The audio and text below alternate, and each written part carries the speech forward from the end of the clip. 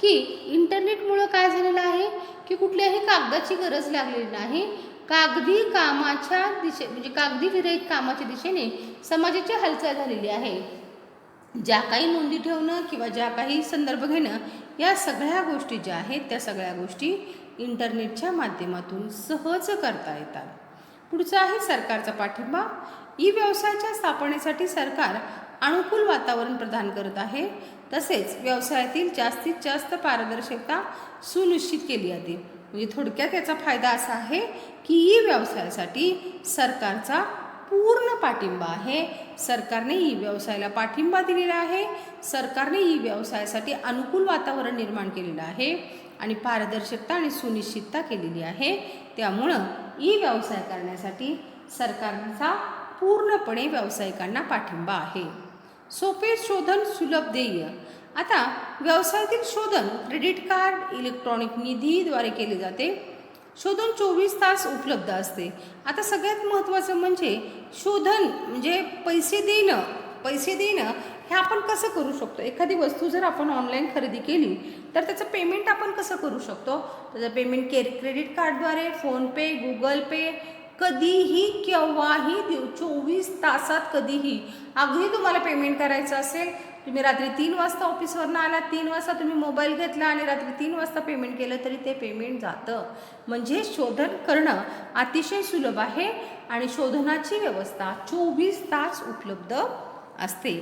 त्यानंतर आपण हे फायदे पाहिले आणि पुढचा भाग होता तो म्हणजे व्यवसायाच्या मर्यादा. वैयक्तिक संबंधाचा अभाव सगळ्यात मोठा तोटा हा आहे की ही व्यवसायामध्ये वैयक्तिक संपर्क येत नाही. आपण वस्तू घेतो तो वस्तू कोणाची आहे, कशी आहे, त्याला स्पर्श करता येत नाही. ती वस्तू कशी दिसते हे फक्त आपण मोबाईलवर बघू शकतो. त्याचं पोत कसं आहे, कापडामध्ये बऱ्याचदा असं होतं की आपण नेटवर जेव्हा बघतो त्यावेळेला ते कापड खूप छान आहे असं वाटतं, परंतु त्याचा आल्यानंतर ते कापड त्या क्वालिटीचं नसतं. म्हणजे सगळ्यात महत्त्वाचा हा तोटा आहे की वैयक्तिक संबंधाचा अभाव. वैयक्तिक संपर्क विक्रेत्याशी कसलाही येत नाही आणि कोणत्याही उत्पादनाला आपण स्पर्श करू शकत नाही. त्यामुळे ग्राहकाला उत्पादनाची गुणवत्ता तपासणे अवघड जाते. हा एक तोटा आहे. दुसरा आहे वितरणाची वेळ. उत्पादनाच्या वितरणास वेळ लागतो, कारण पारंपरिक व्यवसाय उत्पादन खरेदी केल्यानंतर वितरण होते, परंतु ई व्यवसाय तसे होत नाही. त्यामुळे ग्राहक निराश होतात. उदाहरणार्थ ॲमेझॉन एका दिवसात वस्तूच्या वितरणाचे आश्वासन दिले आहे. हे एक चांगली सुधारणा आहे, परंतु सर्व समस्याचे पूर्णपणे निराकरण त्याने होऊ शकत नाही. वितरणाची वेळ सगळ्यात महत्त्वाचं. आपण दुकानात गेलो, वस्तू पाहिली, आवडली, आपण घालून पाहिली. आता समजा तुम्ही दुकानात गेला, एखादा ड्रेस घेतला, तुम्हाला आवडला, तुम्ही तो घालून पाहिला, तुम्हाला बसला, पैसे दिले तर तुम्ही घालूनही येऊ शकता किंवा तुम्हाला तो ड्रेस लगेच मिळतोय. परंतु इथं मात्र तसं होत नाही. वितरणाची वेळ जी आहे ती वितरणाची वेळ नंतर येते. आपण उत्पादन खरेदी केल्यानंतर आपल्याला वस्तू मिळते बऱ्याचदा, त्यामुळं ग्राहक निराश होतो. ॲमेझॉनने आता एक नवीन चांगली सुविधा दिलेली आहे की ॲमेझॉन असं म्हणते की एका दिवसात वस्तूचे वितरणाचे आश्वासन दिलेलं आहे, परंतु यामुळं सर्व समस्याचे पूर्णपणे निराकरण होऊ शकत नाही. त्याच्यानंतर तिसरा तोटा आहे तो म्हणजे सुरक्षा समस्या. आज जर आपण बघितलं तर हॅकर्सनी हे अकाउंट हॅक केलं, ते अकाउंट हॅक केलं, या अकाउंटची माहिती घेतली असं आपण बऱ्याचदा ऐकतो. किंवा आपल्याला मोबाईलवर मेसेज येतात की तुमची माहिती कोणालाही सांगू नका, तुमचा OTP सांगू नका, तुमचा अकाउंट नंबर सांगू नका, तुमच्या अकाउंट डिटेल्स सांगू नका.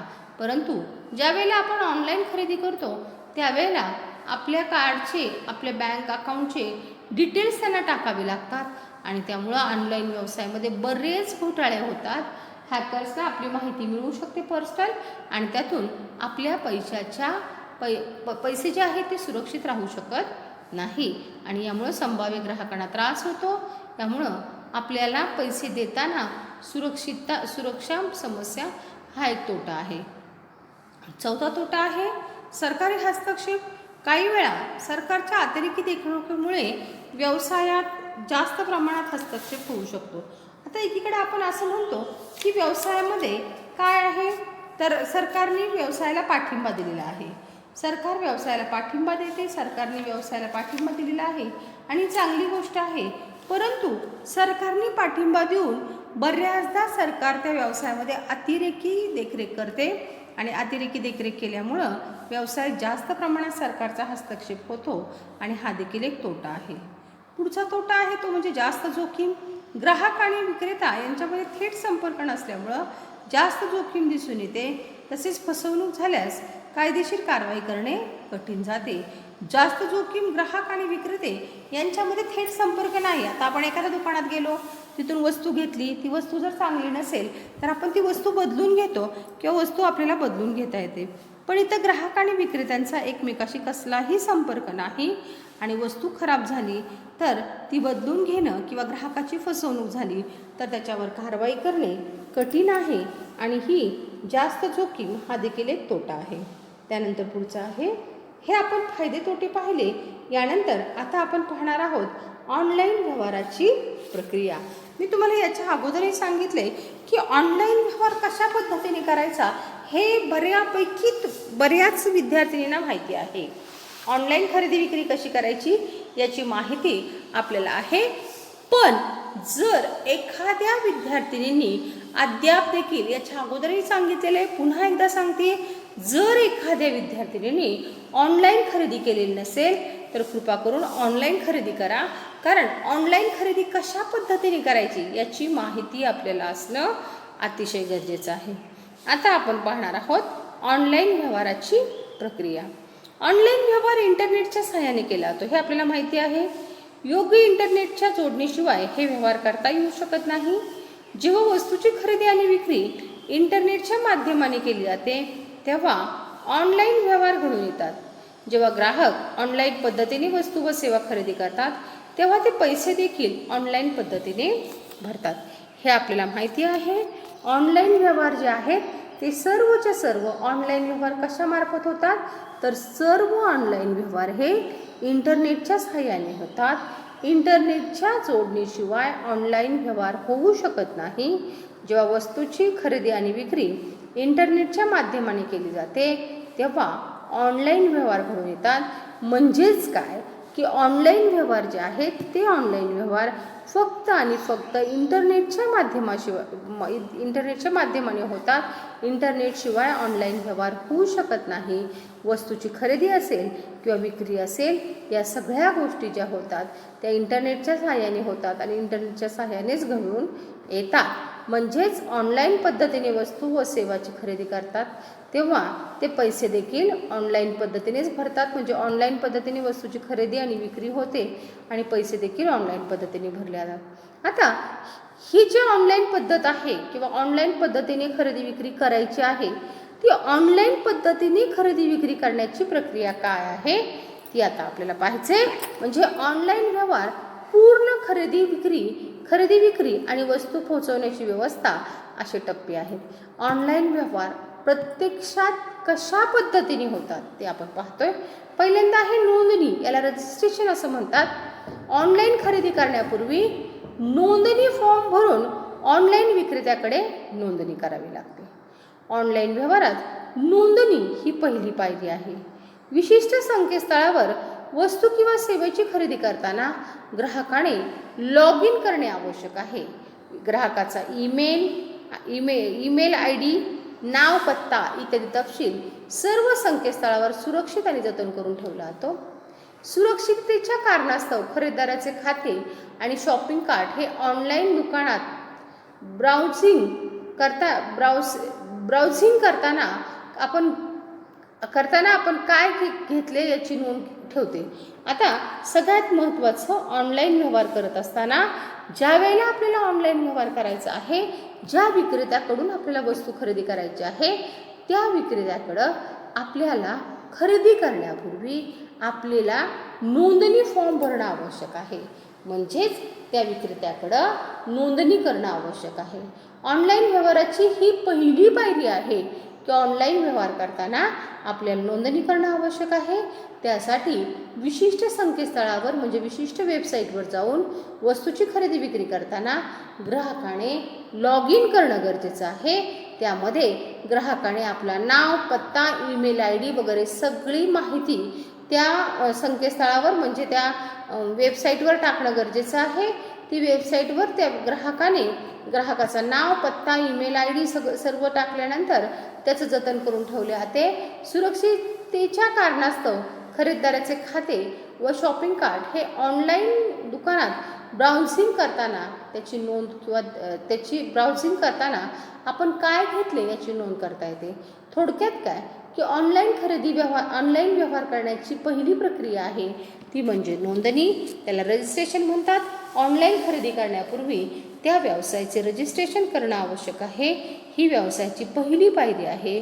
म्हणजेच काय की वस्तूची खरेदी विक्री करताना तुम्हाला ग्राहकाला त्या वेबसाईटवर जाऊन लॉग इन करावं लागतं. ज्या विक्रेत्याकडनं आपण वस्तूची खरेदी करणार आहे त्या विक्रेत्याकडे ग्राहकाला आपलं रजिस्ट्रेशन करणं गरजेचं आहे. रजिस्ट्रेशनमध्ये त्या ग्राहकाने त्याचा ईमेल ID, नाव, पत्ता त्या वेबसाईटवर टाकणं गरजेचं आहे. म्हणजेच ऑनलाईन खरेदी करताना त्याची नोंदणी करणं आवश्यक आहे. दुसरा भाग आहे तो म्हणजे मालाची मागणी नोंदवणे. ऑनलाईन व्यवहार ही दुसरी पायरी आहे. जेव्हा एखाद्या ग्राहकास एखादी वस्तू किंवा सेवा आवडतात तेव्हा शॉपिंग कार्टमध्ये वस्तू वा सेवा ठेवतो. शॉपिंग कार्ट खरेदीदाराने खरेदीसाठी निवडलेल्या सर्व वस्तू, त्याची संख्या, प्रत्येक वस्तूची किंमत याची नोंद ठेवतो. खरेदीदार सर्व वस्तूची निवड केल्यानंतर शोधनाच्या पर्यायाकडे वळतो. आता मी तुम्हाला साधं उदाहरण सांगते. ज्या वेळेला आपण दुकानामध्ये खरेदीला जातो तेव्हा काय करतो ग आपण? दुकानामध्ये जातो, वस्तू खरेदी करताना ज्या वेळेला आपल्याला सेल्समन वस्तू दाखवतो त्यावेळेला आपण वस्तू पाहतो. एखादी वस्तू आवडली की ती आपण बाजूला ठेवतो. परत काही वस्तू आवडली, परत बाजूला ठेवतो. परत वस्तू आवडली, परत बाजूला ठेवतो. आणि आपण जे शेवटी काय करतो, आपण ज्या वेळेला वस्तू खरेदी करण्याचा डिसिजन घेतो त्यावेळेला त्या सर्व वस्तू आपण समोर ठेवायला सांगतो आणि समोर ठेवलेल्या वस्तूमधून आपल्याला जी आवडलेली वस्तू आहे ती आपण घेतो. इथं काय केलं, आता ज्या वेळेला वस्तू खरेदी करायची वेळ येते त्यावेळेला आपल्याला आवडलेल्या व्यक्ती आपण शॉपिंग कार्टमध्ये टाकून ठेवू शकतो. शॉपिंग कार्टमध्ये ही म्हणजे ऑनलाईन व्यवहाराची दुसरी पायरी आहे मालाची मागणी नोंदवणे. ज्या वेळेला ऑनलाईन पद्धतीने ग्राहक वस्तू पाहतो त्यावेळेला त्याला जर एखादी वस्तू आवडली तर ती वस्तू त्याने शॉपिंग कार्टमध्ये ठेवावी लागते. शॉपिंग कार्ट हे खरेदीदाराने खरेदीसाठी निवडलेल्या सर्व वस्तू, त्याची संख्या आणि प्रत्येक वस्तूची किंमत याची नोंद ठेवते. खरेदीदार सर्व वस्तूची निवड केल्यानंतर शोधनाच्या पर्यायाकडे वळतो. म्हणजे पहिली पायरी आहे रजिस्ट्रेशन, दुसरी पायरी आहे मालाची ऑनलाईन पद्धतीने खरेदी. आता ऑनलाईन व्यवहारामधली मालाची मागणी नोंदवणे हा दुसरी पायरी आहे. पहिली आहे रजिस्ट्रेशन, दुसरी आहे मालाची मागणी नोंदवणे. ज्या वेळेला आपल्याला वस्तू आवडतात तेव्हा आपण शॉपिंग कार्टमध्ये ठेवायच्या आणि जी वस्तू आपल्याला घ्यायची आहे त्याचं शोधन करण्यासाठी पर्याय शोधायचा, म्हणजे त्या मालाची मागणी नोंदवायची. आता पहिल्यांदा आपण काय पाहिलं, रजिस्ट्रेशन. आपण काय केलं, विक्रेत्याकडं आपल्या नावाचं रजिस्ट्रेशन केलं. दुसरं काय केलं, आपल्याला जी वस्तू पाहिजे त्या वस्तूची मागणी नोंदवली. आता म्हणजेच काय की आपण एखाद्या विक्रेत्याच्या वेबसाईटवर गेलो, त्या विक्रेत्याकडे आपण आपलं नाव, ईमेल ID, पत्ता रजिस्ट्रेशन केला आणि त्यानंतर आपण वस्तू पाहिल्या आणि वस्तू पाहिल्यानंतर त्या वस्तू आवडल्यानंतर त्या वस्तूच्या मालाची मागणी केली. वस्तूच्या मालाची मागणी केल्यानंतर आपण मागणी केलेल्या मालाचे पैसे देणे आवश्यक आहे. त्याला शोधन पेमेंट असं म्हणतात. ऑनलाईन व्यवहारातील ही शेवटची पायरी आहे. या पायरीमध्ये खरेदीदारास शोधनाचा पर्याय निवडावा लागतो. शोधनाची रचना ही अत्यंत त्रिस्तरीय एन्क्रिप्शन सह सुरक्षित आहे. शोधनाचे अनेक मार्ग आहेत ज्याद्वारे आपण शोधन करू शकतो. म्हणजेच काय की तिसरा प्रकार आहे तो म्हणजे शोधन. पहिला खरेदी केलेली आहे, मी त्या विक्रेत्याला काय म्हणते, मी तुम्हाला चेक पाठवते. मग मी त्या विक्रेत्याला समजा हा विक्रेता आहे, त्याच्याकडनं मी 5,000 रुपयाच्या मालाची खरेदी केलेली. मी त्याला सांगते की तुम्हाला मी पैसे चेकने देणार आहे. मग मी काय करणार आहे, अ या विक्रेत्यास चेकने पैसे पाठवणार आहे. अ या विक्रेत्याला चेकचे पैसे मिळाले, धनादेश म्हणजे चेक प्राप्त झाला तर विक्रेता वस्तू पाठवतो. म्हणजे चेक मिळाल्यानंतर विक्रेता वस्तू पाठवतो. अशा प्रकारे धनादेशाद्वारे देखील आपण वस्तूचं पेमेंट करू शकतो. तिसरं आहे नेट बँकिंगने हस्तांतर. आत्ता हा प्रकार जास्त प्रचलित आहे. शोधनाच्या या प्रकारामध्ये शोधनाची रक्कम खरेदीदाराच्या खात्यातून विक्रेत्याच्या खात्यात इलेक्ट्रॉनिक पद्धतीने हस्तांतरित केली जाते. विक्रेत्याला शोधून पैसे प्राप्त झाल्यानंतर विक्रेता त्या संबंधित वस्तू खरेदीदाराकडे पाठवतो. इंटरनेटच्या निधी हस्तांतर करण्याची हे इलेक्ट्रॉनिकची पद्धत आहे. नेट बँकिंग हस्तांतर. नेट बँकिंग हस्तांतर याच्यामध्ये शोधनाचा हा एक असा प्रकार आहे की शोधनाची रक्कम खरेदीदाराच्या खात्यातून विक्रेत्याच्या खात्यात ऑनलाईन पद्धतीने पाठवली जाते. समजा आपण एखाद्या विक्रेत्याकडनं वस्तू खरेदी केली. वस्तू खरेदी केल्यानंतर आपण फोनपे किंवा गुगल पेने त्याला ऑनलाईन पैसे पाठवले तर त्याला पैसे मिळाल्याबरोबर तो त्या वस्तूची पोहोच करतो किंवा वस्तू पाठवतो. अशा प्रकारे नेट बँकिंगद्वारे पैशाचे हस्तांतर. शोधनाच्या या प्रकारामध्ये शोधनाची रक्कम जी आहे ती रक्कम खरेदीदाराच्या खात्यातून विक्रेत्याच्या खात्यात इलेक्ट्रॉनिक पद्धतीने हस्तांतरित केली जाते. विक्रेत्याला शोधून पैसे प्राप्त झाल्यानंतर विक्रेता त्या संबंधित वस्तू खरेदीदाराकडे पाठवतो. इंटरनेटद्वारे निधी हस्तांतरित करण्याची ही एक इलेक्ट्रॉनिक पद्धतीने सुविधा आहे, जे इंटरनेटच्या पद्धतीने आपण पैशाचे हस्तांतर करतो आणि याच्यामध्ये बऱ्याचदा इलेक्ट्रॉनिक पद्धतीने निधीचं हस्तांतरित होतं आणि अशा प्रकारे एका व्यक्तीच्या खात्यातून पैसे दुसऱ्या व्यक्तीच्या खात्यात पाठवले जातात. म्हणजे खरेदीदार पैसे विक्रेत्याच्या खात्यात पाठवतो आणि विक्रेत्याला पैसे मिळाले की तो वस्तू पाठवण्याची व्यवस्था पुढे करतो. अशा प्रकारे नेट बँकिंगद्वारे हस्तांतर हे एक पद्धत आहे. याच्याद्वारे आपण पैसे एका खातेदारातून जे इलेक्ट्रॉनिकच्या माध्यमातून पैशाचे हस्तांतर होते ते इलेक्ट्रॉनिकच्या माध्यमातून होते. म्हणजे एका व्यक्तीच्या खात्यातून पैसे दुसऱ्या व्यक्तीच्या खात्यात पोच केले जातात. त्यानंतर डेबिट किंवा क्रेडिट कार्ड. म्हणजे खरेदीदार डेबिट किंवा क्रेडिट कार्डद्वारे पैसे भरतो आणि ग्राहकाच्या खात्यातून रक्कम वजा होते. डेबिट कार्ड किंवा क्रेडिट कार्ड यांना प्लास्टिक पैसा म्हणून ओळखले जाते. हे जास्तीत जास्त ऑनलाईन शोधनासाठी वापरले जाते. पुढचा प्रकार जो आहे शोधनाचा किंवा पैसे देण्याचा तो म्हणजे डेबिट किंवा क्रेडिट कार्डद्वारे पैसे देणं किंवा पैसे भरणं. ग्राहकाच्या खात्यातून तर समजा पुन्हा मी तुम्हाला आत्ता अशी सांगितलं तसं सांगते की मी 5,000 रुपयाच्या मालाची खरेदी केलेली आहे अ या विक्रेत्याकडून. त्या मालाचे पैसे जे आहेत ते मी डेबिट कार्ड किंवा क्रेडिट कार्डवरून पाठवते. डेबिट किंवा क्रेडिट कार्डचे पैसे माझ्या खात्यातून वजा झाले की विक्रेता पैसे पाठवतो. डेबिट कार्ड किंवा क्रेडिट कार्ड याला प्लास्टिक मनी असं म्हणतात. लक्षात ठेवा, बऱ्याचदा हा शब्द गाळलेल्या जागाला विचारला जाऊ शकतो. डेबिट कार्ड किंवा क्रेडिट कार्ड याला काय म्हणतात तर डेबिट कार्ड किंवा क्रेडिट कार्ड याला प्लास्टिक पैसा, प्लास्टिक मनी म्हणून ओळखला जातो. हे जास्तीत जास्त ऑनलाईन शोधनासाठी वापरले जातात आणि याद्वारे म्हणजेच काय की डेबिट कार्ड किंवा क्रेडिट कार्डद्वारे पैशाचं शोधन केलं जातं आणि या डेबिट कार्ड आणि क्रेडिट कार्डलाच काय म्हटलं जातं प्लास्टिक पैसा असं म्हटलं जातं. त्यानंतर पुढचा आहे डिजिटल रोख. इलेक्ट्रॉनिक चलनाचा हा एक प्रकार आहे जो सायबर स्पेसमध्ये वापरला जातो, ज्यामध्ये केवळ सायबर स्पेसमध्ये ज्याचं अस्तित्व केवळ सायबर स्पेसमध्येच असतं. डिजिटल रोख वास्तवात नसते परंतु खऱ्या चलनाप्रमाणे इलेक्ट्रॉनिक स्वरूपात याची क्षमता असते. डिजिटल कॅश याला डिजिटल पद्धतीने म्हणजे इलेक्ट्रॉनिक चलनाचा हा एक प्रकार आहे जो केवळ सायबर स्पेसमध्येच वापरतात. लक्षात ठेवा, इलेक्ट्रॉनिक चलनाचा हा प्रकार आहे ज्याचे अस्तित्व केवळ सायबर स्पेसमध्येच आहे. डिजिटल रोख वास्तवात नसते परंतु खऱ्या चलनाप्रमाणे इलेक्ट्रॉनिक स्वरूपात वापर करण्याची याची क्षमता आहे.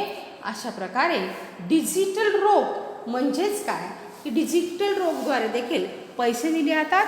डिजिटल रोख हा म्हणजे याचं वैशिष्ट्य असं आहे की डिजिटल रोख हा प्रकार जो आहे त्याचे वास्तव केवळ सायबर स्पेसमध्येच असते. डिजिटल रोख वास्तवात नसते, परंतु खऱ्या अर्थाने इलेक्ट्रॉनिक स्वरूपाचा याच्यामध्ये वापर करण्याची मुभा आहे. अशा प्रकारे इलेक्ट्रॉनिकच्या माध्यमातून देखील पैसे हस्तांतरित केले जातात आणि हा डिजिटल रोख हा प्रकार जो आहे तो फक्त सायबर स्पेसमध्येच वापरतात. ठीक आहे. यानंतर पुढचा प्रकार आहे तो म्हणजे खरेदी विक्री प्रक्रिया. सर्व व्यवहारामध्ये ही महत्त्वाची भूमिका बजावते. माहितीचे आदान प्रदान परंपरागत तसेच ऑनलाईन व्यवहार या दोन्हीतही करावे लागते. परंतु परंपरागत व्यापाराशी तुलना करता इंटरनेटद्वारे केलेले व्यवहार जास्त सोपे असतात. परंपरागत व्यवसाय करताना प्रवासासाठी लागणारा वेळ, वाटाघाटी करणं, मुद्दा पटवून देणं, दोन्ही पक्षांना आदान प्रदानासाठी व संवादासाठी समोरासमोर असणे या सर्व प्रक्रियेस बराच वेळ लागतो. जेव्हा ऑनलाईन व्यवहारासाठी आवश्यक असणारी माहिती ही नियम व अटीसह पुरवली जाते आणि वर उल्लेखलेल्या बऱ्याचशा समस्येपासून त्या मुक्त असतात. म्हणून ऑनलाईन व्यवहार परंपरागत व्यवसायापेक्षा अधिक सोपे आणि चांगले परिणाम देणार असतात. आता याच्यामध्ये पुढचा प्रकार आहे तो म्हणजे खरेदी विक्री प्रक्रिया. सर्व व्यवहारामध्ये ही अतिशय महत्त्वाची भूमिका बजावते. याच्यामध्ये माहितीचे आदान प्रदान म्हणजेच काय की माहितीची देवाणघेवाण जी आहे ती पारंपरिक तसेच ऑनलाईन व्यवहार या दोन्ही करावे लागतात. परंतु पारंपरिक व्यवसायाची तुलना करता इंटरनेटद्वारे केलेले व्यवहार जे आहेत ते जास्त सोपे आणि सोयीस्कर आहे. परंपरागत व्यवसाय करताना प्रवासासाठी लागणारा वेळ, वाटाघाटी प्रवासासाठी लागणारा वेळ, समजा आपण इचलकरंजीवरनं माल मागवतोय तर इचलकरंजीला जाणं, इचलकरंजीच्या माणसाशी वाटाघाटी करणं, त्याला मुद्दा पटवून देणं आणि दोन्ही पक्षांना आदान प्रदानासाठी व संवादासाठी समोरासमोर आणणं या सर्व प्रक्रियेस बराच वेळ लागतो. जेव्हा ऑनलाईन व्यवहारासाठी आवश्यक असणारी माहिती ही नियम व अटीसह पुरवली जाते आणि वर उल्लेखलेल्या बऱ्याचशा समस्येतून त्या मुक्त असतात. म्हणून ऑनलाईन व्यवहार परंपरागत व्यवसायापेक्षा अधिक सोपे आणि चांगले परिणाम देणार आहेत. अशा पद्धतीने ही खरेदी विक्रीची तिसरी प्रक्रिया आहे. आज आपण इथं थांबतोय. उद्याच्या तासाला याच्या पुढचा भाग आपण पाहणार आहोत. धन्यवाद.